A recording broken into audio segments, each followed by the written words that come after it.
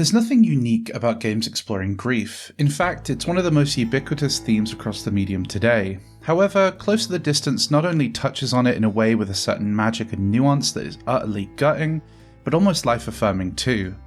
It's a game that I was expecting to like and loved instead. Here's why you should play Close to the Distance for yourself. Most buzzwords I could use to describe Close to the Distance won't really get you any closer to explaining why I like it so much. It's sort of a life sim game where you have to control someone after the sudden expected death of their sister. However, it's a little less sim and a little more life than you might expect. You have a handful of bars you have to pay attention to in order to make your character more content in the wake of this death, but your character isn't going to die in the pool because you took a ladder out. They're not going to collect bells to upgrade their house. It's not fantastical, but it is ethereal. You don't really have to pay attention to the days as they float by, you just have to pay attention to the story that unfolds as they do. From the very first moments of the game, Close to the Distance sets itself up well. You control Connie, the sister of Angela, who died in the crash, and you have to navigate your parents Pia and Axel finding out. This comes in the form of police cruisers outside, hushed whispers around the house, and Pia refusing to acknowledge that it's her daughter that got caught in the crash. It's a gutting start that not only cements the tone, but cleverly alerts you of one of Close to the Distance's most intentional narrative tools, the camera. See, you are sort of the director of the play in front of you. If you don't actively choose to pause the game, it will mostly go on without you. You just have to control the camera and angle it well enough to get the full scene in front of you. This is complete with clever audio design that gets louder as you approach the game's many scenes. For instance, Zek, Angela's boyfriend, takes the news really hard, and if you follow him over to his house afterwards, he'll play guitar up in his bedroom. If you get close enough, you can take in the sounds he's making, and the game gives you this intentional lull, where you can just sit and listen if you choose to. However, you never really have to sit still if you don't want to either. You're alerted when some sort of important scene is going to happen, and you can click on the affected character twice to teleport to them and watch the next scene. You can even leave them hanging for quite some time before having to watch it. This allowed me to constantly take the narrative at my own pace. Speaking of, the pacing of Close to the Distance is incredibly well balanced. The game starts you with controlling the character, then you can direct Connie into taking actions.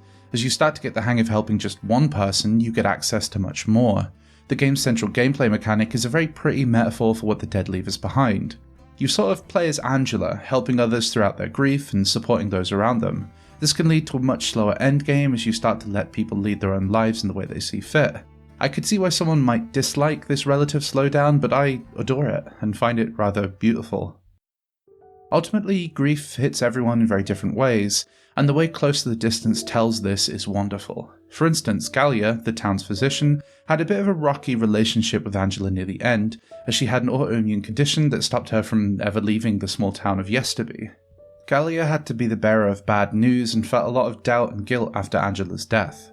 To make up for this, I made her help Pia and Axel as much as possible, cleaning clothes, doing food, and helping Axel sheep. In all the choices I was given as Galia, I made 4 plates of dinner as it was the most I could make at one time and therefore the most efficient. That's until I had Connie go and eat that dinner later, only to realise Galia, or I, set out an extra plate for Angela without even realising it. This near subconscious choice hit me hard, and I had to pause for a moment to take in the sad scene of Connie eating with Axel, 2 extra plates prepared that wouldn't be eaten. This is what makes Close to the Distance work so well. Its characters are grounded and real, with motivations that feel true to the person you meet at the start. There's some melodrama here and there, with some spotty voice acting, especially at the start, but I adore these people, flaws and all. The game only gets better when you restart it as you spot all those tiny little details you just couldn't the first time. Like a character who is asked to watch flowers for a day and will end up diligently caring for them throughout the entire game, or a conversation around sewing that ends up following the growth of a relationship during the stages of grief. Stories are neat and easy to understand, but also complicated and multifaceted. If I look for a little longer, there's always something in there that surprises me. Another reason to revisit Close to the Distance is all of the character choices you make throughout the game. There's one rather touching scene as Connie where you use Angela's last incense to add some sense of calm to one of Yesterby's residents, and you have to choose that resident. Do you pick the person who needs it most, or the person who is closest to Angela? Will it provide some sentimentality, or will it elicit rage? Should you be selfish and just hang on to it? Many of the game's decisions are permanent, leading to characters ending in very different places with altered perceptions of the world. This is where those little bars at the top left of the screen come in. You aren't overly punished for failing to meet your basic needs, as is so often the case when you are grieving. Instead, it alters residents' temperaments, which can affect your relationship down the line. There are so many spinning plates, yet you aren't hit with a dreaded game over when one falls down. Just pick it up and start spinning again. Pia is a hugger. Connie, not so much. Yet Connie is the character who's hugged most throughout the game. She is a timid lead, who previously has been very reliant on her sister to guide her. She likes to be alone, she likes to think and have her own routine, which makes her the perfect candidate to start the game with. Other characters' bars are very different. Connie needs solitude, and Zek needs to feel like he belongs. Characters don't feel like numbers on a sheet or busy work to keep you playing past the 10th hour, they feel thought out, rehearsed, and genuine. Take Jasper, a businessman and one of the least likeable characters in the entire game. He wants to build a boat lodge for tourists to visit this little town. Melville, the carpenter putting it all together, is dedicated to creating it as it was his deceased wife's passion project. Pia is very against it as she thinks it ruins the charm of the town, and she despises Jasper's ploy to use her daughter's name on it. With the death of his mum and partner, Zek wants to get away from this tiny town and make his way to a big city. Melville, so caught up in his own anguish, isn't really there for Zek, his son, making him feel even more alone. Though grief is a central theme, Close to the Distance wraps other motifs of commercialism, freedom, and what it takes to kill a quaint town around it to build a greater tapestry. Atmosphere that I, someone who left a small town to go to a bustling city in a new country, feel deeply in my chest. My own grandma passed away about a year ago, and though it's easy to say I connect with how Connie feels, I actually think I feel for almost every resident Yesterby. I empathise with the guilt, anger, the gentle release of emotions these characters go through. Angela is a golden thread that weaves itself in between the houses of Yesterby, both literally and metaphorically, enforcing decisions and guiding its residents, and I think this is a really sweet way of talking about the dead. I'm not really a spiritual person, but I don't think you have to be to have that feeling. There's a certain sadness in the hole that people leave behind when they go. You hear about multiple other deaths throughout the run of the game, and this is not only a great way of adding texture to Yesterby, but also a heartening look at how people move on. We're sad now, but she'll be a story we tell in the future, and that will make us less sad. This is where the intelligence of this genre comes into play. Setting a life sim around a death means you are finely tuned to recognise oddities in behaviour. If a character routinely gets up at 7 AM every day, but the last 3 days have been inconsistent, it's natural to question that. It's normal to wonder what could be going wrong. This is one of the many small questions you ask yourself as you play, and suddenly it's 1 AM and you're missing your own regular wake-up time. A playthrough of Close to the Distance should take about 10 hours, with a little more if you want to take your time, yet it feels so much longer. Not because the game is tedious or boring, but because it weighs on you heavily. You can speed up the game with a button down the bottom left, but for the first few hours I didn't touch that once. I almost enjoyed just watching people meet up with each other, run errands and complete tasks. It helps that the music is incredibly fitting too, with flutters of gentle guitar and warm tones. It can also feel distant and alienating with very solemn chords. It's a fairly bare-bones soundtrack, rarely adding more than a few instruments at a time, and this touches on the longing at the core of the story. There's something missing here, and those strings know it. The only real element that ever took me out of this atmosphere of the game is when events coincide.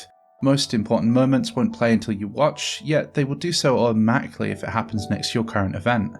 This means two sets of characters can have the heart-to-hearts within earshot of each other. I think there can be something nice about the jumble, but an option to better isolate these events would benefit the game. This connected thread metaphor isn't just a neat way of tying characters together, it's a genuinely intriguing mystery that leaves you waiting every night just to see a flashback to years prior. If you don't care about the characters, you won't really care about these flashbacks, but you will care about these characters. I think that other projects have done similar metaphors and ideas and not come across nearly as well. I think there are points in Close to the Distance I'd consider cheesy if it wasn't so sincere in its messaging. You may feel a little out of place if you don't connect, and I think there's plenty to make that happen here. A character introduced near the latter half of the game is a bit of an odd choice that feels almost too coincidental to fully pay off in a satisfying way, and some dialogue can feel like prose rather unnaturally, but these never amounted to more than a minor grievance in an otherwise excellent experience. Grief is often a subtly selfish process. A good one, but a selfish one. Oftentimes when we do things for a dead loved one, we are fundamentally doing them for ourselves. They don't benefit from our actions, but we benefit from the knowledge we've done something for another. In the same sense, and rather ironically, looking after yourself when you're grieving is often a selfless endeavour. This is what makes Close to the Distance so captivating. You have to balance the needs of everyone like a carefully constructed spider web, as everyone will feel unhappy without each other. It's not just a game about grief, but what comes after that. Grief can be tough to stomach, it can be cathartic, it can be uncomfortable, and ultimately, in a weird way, it can be rather rewarding. The game can too. Thank you for listening to my review, analysis, impressions of Close to the Distance. I suppose it's a review, but I think they're fitting a little bit less into the kind of template of what a review is now.